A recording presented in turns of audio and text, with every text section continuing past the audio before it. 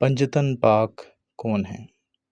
حضرت محمد مصطفیٰ صلی اللہ علیہ وآلہ وسلم، حضرت علی علیہ السلام، حضرت فاطمہ علیہ السلام، حضرت حسن علیہ السلام اور حضرت امام حسین علیہ السلام پنجتن پاک ہیں۔ انہیں پنجتن پاک کیوں کہا جاتا ہے؟ جب یہ پانچوں ایک چادر میں جمع ہوئے تھے تو آیت تطہیر نازل ہوئی تھی۔ اس آیت تطہیر میں کیا ہے؟ قرآن مجید کی ایک آیت ہے جس میں اہل بیت کے پاک ہونے کا اعلان کیا گیا ہے۔ کیا آپ جانتے ہیں یہ واقعہ کیسے معلوم ہوا؟ حدیث قصا کے ذریعے، جسے برابر ہر دور میں پڑھا جاتا رہا ہے۔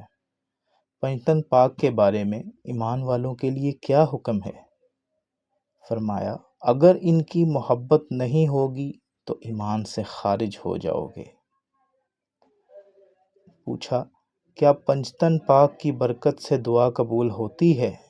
فرمایا، بے شک ان کے وسیلے سے دعا قبول ہوتی ہے، جو انکار کرے وہ گمراہ ہے۔ پھر پوچھا، ان سے محبت کا کیا فائدہ ہے؟